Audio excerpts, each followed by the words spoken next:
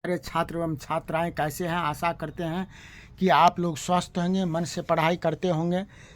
चलिए आज हम लोग Krishna tuition centre YouTube channel पर ये संस्कृत का वायरल ऑब्जेक्टिव क्वेश्चन देखेंगे जो संस्कृत के लिए महत्वपूर्ण है। आपके बोर्ड परीक्षा 2026 को ध्यान में रख करके तैयार किया गया है।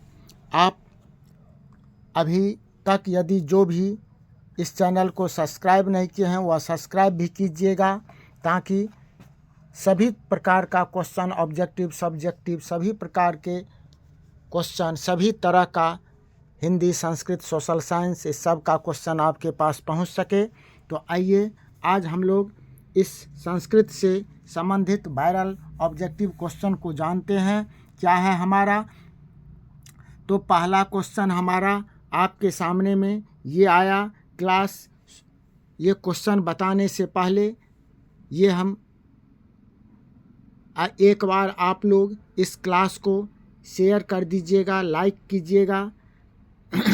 तो पहला क्वेश्चन जो है आपके लिए ये आ गया, जो अनृतम का क्या अर्थ है? अनृतम का क्या अर्थ है? तो अनृतम मतलब झूठ, इसका अर्थ है झूठ। बहती हुई नदियाँ कहाँ मिलती है? सागर में। बहती हुई नदियाँ कहाँ मिलती है? सागर में। किसकी जीत होती है? आप लोग भी अपना जवाब दीजिएगा और कमेंट करके बताने का काम कीजिएगा कि आपका कितना ये सही। आज जो 100 ये वायरल क्वेश्चन ऑब्जेक्टिव लेकर के आए हैं, इसमें आपका कितना सही होता है, आपका क्या तैयारी है, ये तैयारी जानने के लिए आज हम जानना चाहते हैं। इसीलिए कमेंट कीजिएगा। किसकी जीत होती है? सत्य की। किसकी जीत होती है? सत्य की। सिख संप्रदाय के 10वें गुरु कौन थे? सिख संप्रदाय के 10वें गुरु कौन थे? गुरु गोविंद सिंह। कौन थे? गुरु गोविंद सिंह। पटना के किस दिशा में गंगा नदी बहती है? उत्तर दिशा में। किस दिशा में? उत्तर दिशा में। कमोदी महोत्सव किस वंश के शासन काल में होता था? कमोदी महोत्सव किस वंश के? गुप्त वंश, मौर्य वंश, पाल वंश, चोल वंश। तो गुप्त वंश के शासन काल में होता था। कमोदी महोत्सव गुप्त वंश के शासन काल में होता था। राजशेखर द्वारा रचित ग्रंथ कौन है? राजशेखर द्वारा रचित ग्रंथ कौन है? काव्य मीमांसा, काव्य प्रकाश, काव्य मीमांसा, कुटनिम, ये काव्य मीमांसा ये है। नहीं, राजशेखर के द्वारा ये राजशेखर काव्य मीमांसा नामक ग्रंथ की रचना किए थे।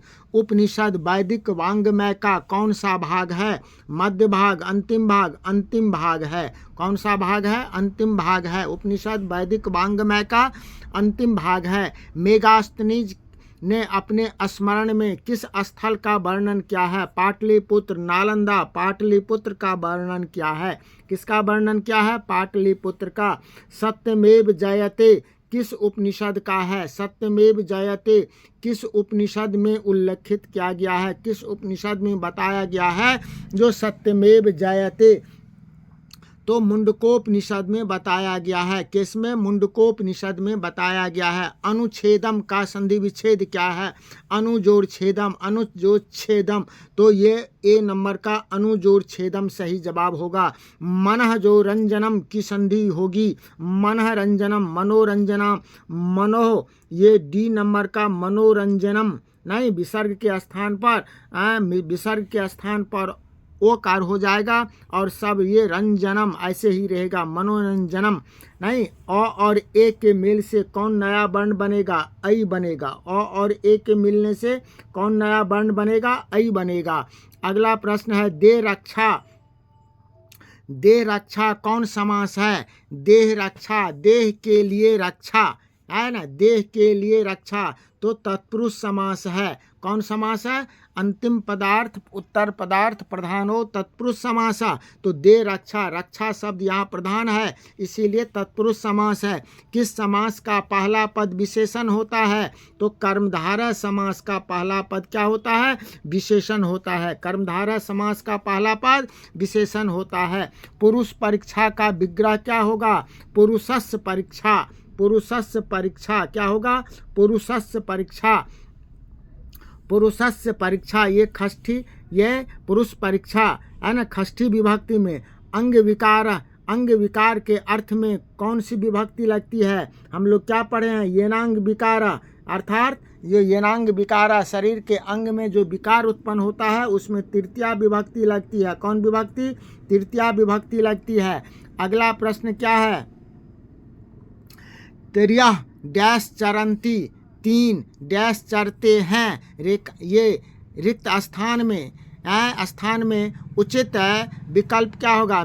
मृगानी, मृगा बहुवचन में मृगा होगा। क्या होगा? मृगा चरंती, त्रियः मृगा चरंती, त्रियः मृगा चरंती। आरक्षी लंठुका त्रायते, किस सूत्र का उदाहरण है? तो आपादाने पंचमी, आपादाने आरक्षी लाठी से ना रक्षा करते हैं, है ना। आरक्षी, आरक्षी लुंठकात नहीं से त्रायते, त्रा भित्रार्थानाम भय हेतु, क्या होगा? भित्रार्थानाम भय हेतु, भय और त्रा धातु के योग में पंचमी विभक्ति लगती है, इसीलिए क्या होगा? भित्रार्थानाम भय हेतु। उपसर्ग की संख्या कितने हैं? 22। उपसर्ग की संख्या कितना है? 22। प्रत्यागतः पद में कौन सा उपसर्ग है? प्रत्यागतः। अब देखिए यहाँ पर निकल नहीं रहा है तो इसका क्या करना पड़ेगा? संधि विच्छेद करना पड़ेगा। तो क्या होगा? प्रति जोर आगता, तो प्रति उपसर्ग है। कौन है? प्रति उपसर्ग है। लघु तरह में कौन सा तद्धित प्रत्यय है? तरप प्रत्यय है। कौन सा है? तरप प्रत्यय है। भवंती डैश पुरुषा सुरत्वात्, भवंती देवा, क्या होगा? भवंती देवा पुरस्वा सुरत्वात्। भारत महिमा पाठ का द्वितीय श्लोक कहाँ से लिया गया है? द्वितीय श्लोक भागवत पुराण से लिया गया है। नहीं, पहला विष्णु पुराण से, दूसरा भागवत पुराण से। विदुर कौन थे? मंत्री थे। विदुर कौन थे? मंत्री थे। आचरण किसका हनन करता है? कुलक्षण का। आचरण किसका हनन करता है? कुलक्षण का। पति किसका रक्षक होता है? स्त्री का, है ना। किसका रक्षक होता है? स्त्री का। अगला क्या? स्थिति शौक्य मूलाम धावंती जंतवा, कहाँ से लिया गया है? स्थिति शौक्य मूलाम धावंती जंतवा, ये कहाँ से? पंचतंत्र से, पुरुष परीक्षा से लिया गया है, क्योंकि ये अलस कथा पाठ का है और अलस कथा जो है वह पुरुष परीक्षा से लिया गया है, इसीलिए यह कहाँ से लिया गया है? पुरुष परीक्षा से लिया गया है। कर्मवीर कथा किस प्रकार की कथा है? एक लघु कथा है। किस प्रकार की कथा है? लघु कथा है। बालक किसकी शैली से आकृष्ट हुआ? बालक शिक्षक के शैली से आकृष्ट हुआ। बालक किसकी शैली से आकृष्ट हुआ था? शिक्षक के शैली से। बूढ़ा बाघ क्या दान देना चाहता था? सोने का कंगन। बूढ़ा बाघ क्या दान देना चाहता था? सोने का कंगन। पथिक कहाँ फंस गया? कीचड़ में। पथिक कहाँ फंस गया था? कीचड़ में। इंद्र किस रूप में कर्ण के समक्ष प्रकट हुए? ब्राह्मण के रूप में। नहीं, ब्राह्मण के रूप में। किसके रूप में? ब्राह्मण के रूप में। नहीं, समय बीतने पर किसका नाश हो जाता है? शिक्षा का। समय बीतने पर किसका नाश हो जाता है? शिक्षा का। दानवीर कौन था? कर्ण था। दानवीर कौन था? कर्ण था। कर्ण किस देश का राजा था? अंग देश का, इसीलिए अंगराज कर्ण कहा गया। अंगराज कर्ण कहा गया क्योंकि उसे दुर्योधन ने अंग प्रदेश का राजा बना दिया गया था। भवतव्यम कौन सा प्रत्यय है? तो तव्यम है। तव्यम से जो है वह क्या होता है? तव्यत प्रत्यय है ना। तव्यत प्रत्यय है। अक्तवतु प्रत्यय से बना पद कौन है? तो अक्तवतु प्रत्यय जब लगता है तो उसमें क्या होता है? बाण आ जाता है ना। तो बाण किस में है? देखिए गत में लगा हुआ है बाण, तो क्या होगा? गतवान। गतवान, है ना। गतवान पुल्लिंग शब्द है। वानवती वतम, तो वानवती, तो यहाँ गतवान हो गया। गुरु जोर स्थन से कौन सा पद बनेगा? गरिष्ठ। कौन सा पद बनेगा? गरिष्ठ। कौन सा? गरिष्ठ, है ना। सी नंबर का सही होगा। सीमान जो टाप, टाप प्रत्यय से आकार लग जाता है तो सीमना हो जाएगा। ठीक है। नमत में कौन सा? नमत में कौन सा लकार है? लोट लकार है। नमत में कौन सा लकार है? लोट लकार है। नमट में लोट लकार है। स्यात धातु का मूल धातु क्या है? स्यात, अस्य धातु है। स्यात का मूल धातु क्या है? अस्य है। स्यात का मूल धातु अस्य है। विद्वत्सु किस शब्द का रूप है? विद्वस का। विद्वस शब्द रूप चलता है। विद्वस, विद्वान नहीं, विद्वस चलता है। विद्वसु ये सप्तमी विभक्ति में है। गंगा शब्द के सप्तमी विभक्ति एक वचन का रूप क्या होगा? गंगा शब्द का गंगायाम।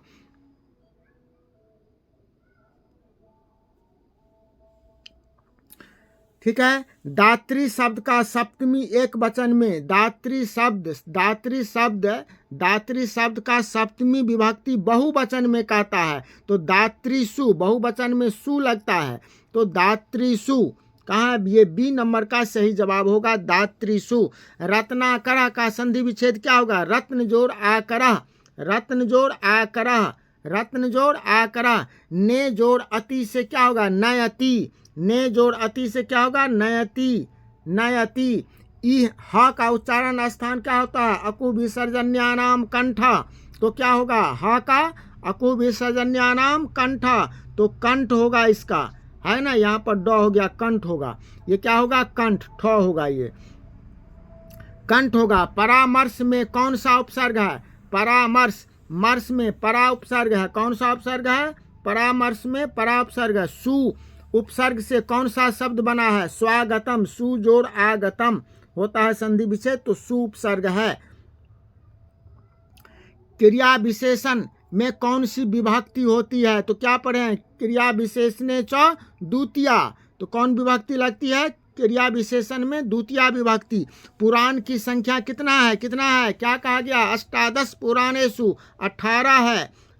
व्यासस वचनम द्वम, 18 व्यास जी के 18 पुराण में 2 ही वचन है तो पुराण की संख्या 18। पक्षी का पर्यायवाची क्या होता है? द्विज। पक्षी का पर्यायवाची क्या होता है? द्विज।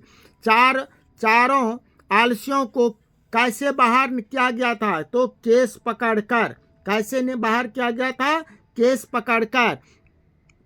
व्याकरणाचार्य कौन है? व्याकरणाचार्य नहीं, पाणिनि का है। पाणिनि, व्याकरणाचार्य कौन है? पाणिनि, व्याकरणाचार्य पाणिनि। ज्ञान का शासक कौन है? ज्ञान का शासक शास्त्र वेद, अस्त्र वेद शास्त्र, शास्त्र है। कौन है ज्ञान का शासक? शास्त्र। गुरु गोविंद सिंह का जन्म कहाँ हुआ था? नालंदा, पटना में हुआ था गुरु गोविंद सिंह का जन्म स्थान। नहीं, पटना में गुरु गोविंद सिंह का जन्म स्थान हुआ था।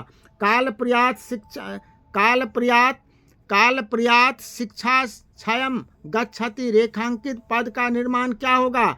काल प्रयात, समय बीतने पर जो शिक्षा का क्षय हो जाता है या इसमें रेखांकित पद जो शिक्षा है इसका प्रश्न निर्माण करना है तो इसमें कौन सा पद लगेगा? कह का कौन सा? तो किसका क्षय होता है? किसका? तो कस्य।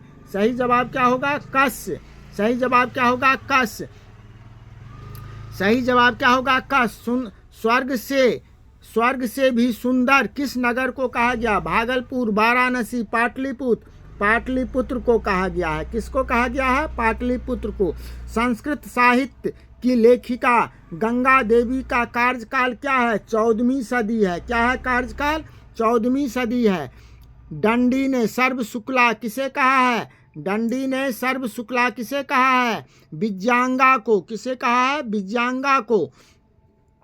शिक्षा संस्कार कितने होते हैं? 5 होते हैं शिक्षा संस्कार। नहीं, मैं शिक्षा संस्कार 5 होते हैं। अक्षरारंभ कौन कौन? तो अक्षरारंभ, वेदारंभ, उपनयन, वेदारंभ, केशांत और समावर्तन, ये 5 शिक्षा संस्कार होते हैं। चरित्र का निर्माण किससे होता है? संस्कार से।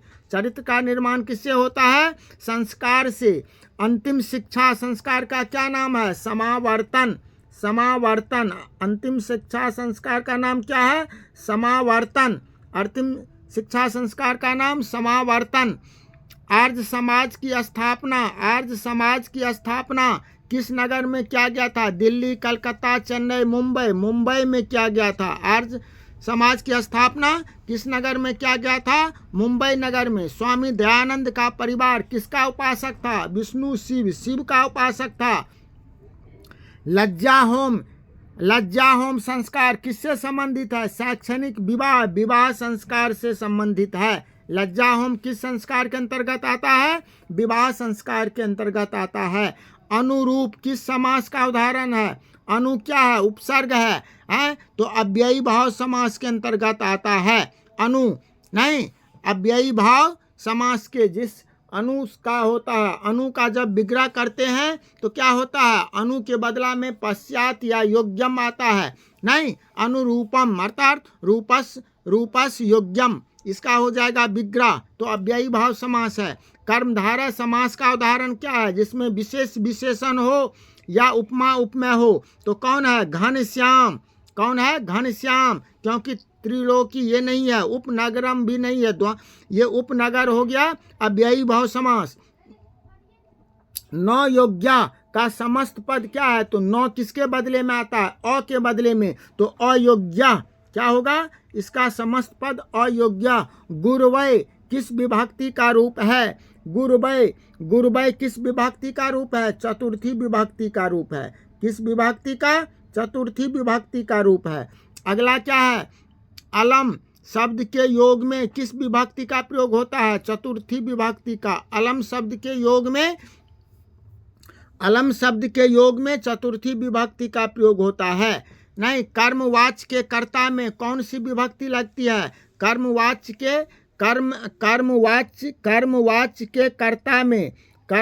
के कर्ता में तृतीया विभक्ति लगती है। नहीं, जैसे माया चंद्र दृश्यते, तस्याम में मूल शब्द क्या है? तस्याम में मूल शब्द क्या है? तस्याम में तत्मूल शब्द है, इसका तत्मूल शब्द है। गवा किस विभक्ति का रूप है? प्रथमा तृतीया सप्तमी पंचमी। गवा जो है वह किस विभक्ति का रूप है? तृतीया विभक्ति का रूप है। किस विभक्ति का? तृतीया विभक्ति का रूप है। गवा की तृतीया विभक्ति का रूप है। संतु किस धातु का रूप है? संतु जो है अस धातु का रूप है। नहीं, संतु अस धातु का रूप है। पा धातु लट लकार में प्रथम पुरुष एक वचन में क्या होगा? पीवती। कहाँ?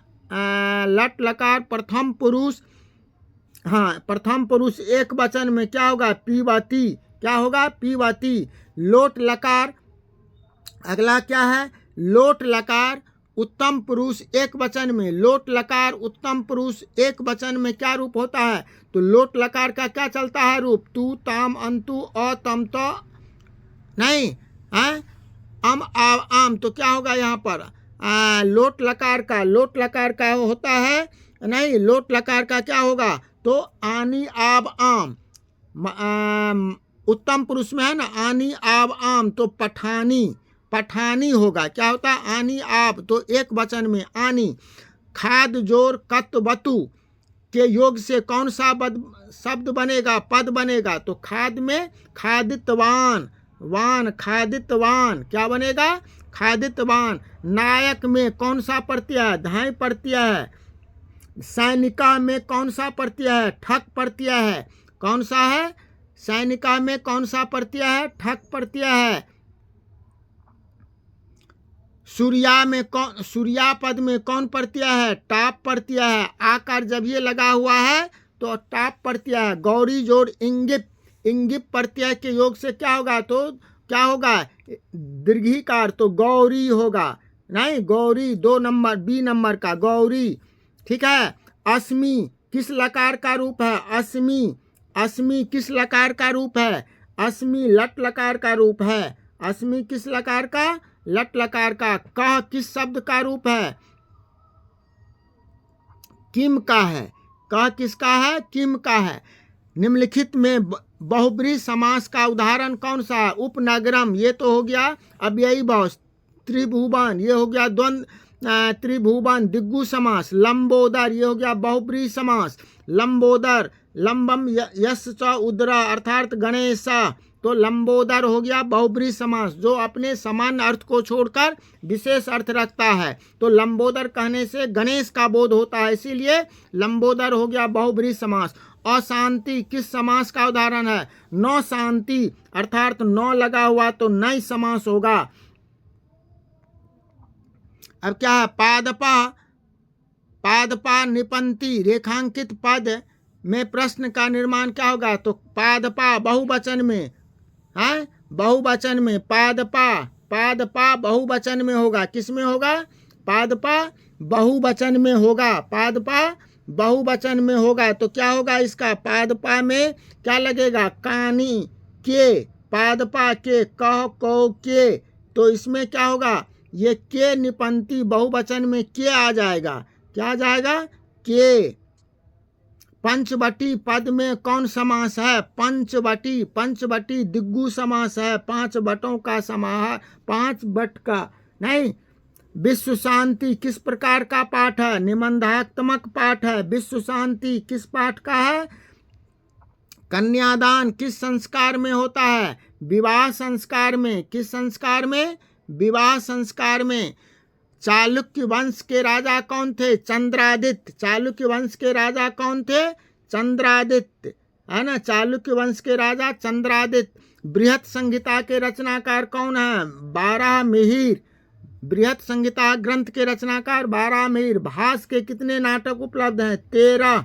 भास के कितने नाटक हैं? 13। अगला प्रश्न क्या? मैं वंशहीन हूं किसने कहा था? बाघ ने कहा था। किसने कहा था? मैं वंशहीन हूं किसने कहा था? बाघ ने कहा था। निर्गता चौवहिनाम अश्लोका, निर्गता यह किस पाठ से लिया गया है? अलस कथा पाठ से लिया गया है। किस पाठ से? अलस कथा पाठ से लिया गया है। बिना बुलाए कौन आता है? मूर्ख। बिना बुलाए कौन आता है? मूर्ख। जल के बीच कौन तर रहा था? सारस। जल के बीच कौन तर रहा था? सारस। जल के बीच कौन तर रहा था? सारस। दोष कितने होते हैं? खड़दोषा 6 दोष होते हैं। नहीं, निद्रा, तंद्रा, भय, आलस, दीर्घसूत्रता, ये 6 दोष होते हैं। कठोपनिषद में किसके बारे में? कठोपनिषद में किसके बारे में कहा गया है? परमात्मा, मोक्ष, आत्मा के बारे में कहा गया है। नहीं, तो इस तरह से प्यारे छात्र एवं छात्राएं, आज हम लोग ये वायरल संस्कृत का 100 ऑब्जेक्टिव क्वेश्चन देखे हैं। इससे आप लोग जरूर कंप्लीट कर लीजिएगा, जो परीक्षा में किसी भी प्रकार का आप लोगों को दिक्कत नहीं होने देगा। और इस क्लास को लाइक और शेयर कीजिएगा। जो अभी तक नहीं चैनल को सब्सक्राइब नहीं किए हैं, सब्सक्राइब भी कीजिएगा और कमेंट भी कीजिएगा। इसी के साथ जो है आज का क्लास यहीं समाप्त होता है। फिर मिलते हैं नेक्स्ट क्लास में दूसरा चीज़ ले करके। तब तक आप सबों को बहुत बहुत धन्यवाद। जय हिंद।